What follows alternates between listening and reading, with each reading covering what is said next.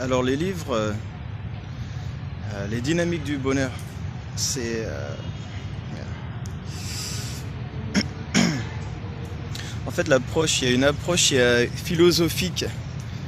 Le début du livre part d'une approche philosophique et qui utilise des théories philosophiques existantes, comme la théorie de la volonté de Schopenhauer, ou le désir, ou l'élan vital de Bergson.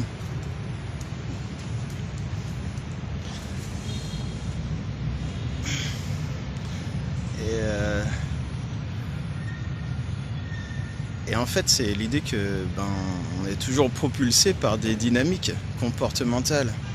En fait, le monde ne s'arrête jamais. Selon Schopenhauer, c'est ce que Schopenhauer appelait la volonté. En fait, et même Nietzsche a repris cette idée en parlant de volonté de puissance. Mais l'idée, selon Schopenhauer, c'est qu'en fait, cette volonté est présente, mais elle est inexplicable. Et elle est partout en nous, dans tout être vivant. Alors c'est pour ça que j'ai parlé de dynamique comportementale, mais on peut les expliquer, ces dynamiques. La volonté de Schopenhauer, comme Schopenhauer l'expliquait, on peut les expliquer. Elles partent du réel. Seulement, on n'en connaît pas vraiment les origines ni le pourquoi.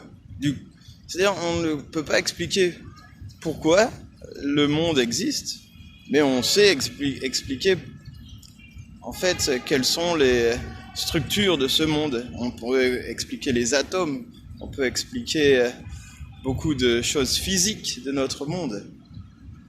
Et finalement, on ne sait pas pourquoi ce monde existe. En fait, c'est de la métaphysique. On peut expliquer la physique, mais on ne peut pas expliquer la métaphysique. C'est pour ça que le monde, selon la volonté, donc la volonté c'est la métaphysique, et la représentation c'est la physique. Alors les dynamiques du bonheur sont des dynamiques physiques qui font partie du monde physique qu'on peut expliquer. En fait, on peut expliquer notre psychologie, on peut expliquer nos émotions, on peut même expliquer notre patrimoine génétique et aussi les circonstances présentes qui font qu'on a certaines perspectives circonstancielles. Et donc tout ça font qu'on va créer toutes ces dynamiques.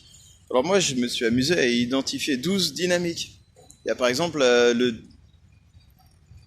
une dynamique qui est poussée par le désir de perfection. En fait, on veut que tout soit en ordre, que tout soit parfait, et à chaque fois qu'on voit quelque chose qui est mal placé, on va le ranger. Donc c'est un petit peu un comportement maniaque. Donc c'est cette dynamique-là que j'ai appelée la dynamique de contrôle, en fait. Après, il y a la dynamique de liberté. Alors toutes ces dynamiques partent en général de désir. Alors on va parler du désir de liberté, du désir de perfection, du désir de se comprendre soi-même, de comprendre les autres, du désir d'être en harmonie dans notre monde, du désir d'accomplir nos objectifs, en fait, du désir de combattre, en fait, de se combattre soi-même, en fait, pour arriver à des fins. Il y a le désir de prudence. En fait, il y a 12 dynamiques. Ces dynamiques sont divisées en 4 catégories qui sont les 4 tempéraments. Donc les 4 tempéraments sont le tempérament protecteur, idéaliste, guerrier et aventurier. Donc les 3 dynamiques aventurières sont le désir de liberté, le désir de divertissement et le désir de prendre des risques. Les 3 dynamiques idéalistes sont le désir de se comprendre soi-même, de comprendre les autres et d'être en harmonie avec notre monde. Les 3 dynamiques guerrières sont l'autodétermination, les désirs d'être le meilleur, en fait, et le désir de persévérance. Les 3 dynamiques du protecteur sont les dynamiques de prudence, de justesse et de justice, et de contrôle, et de maîtrise de soi et du monde.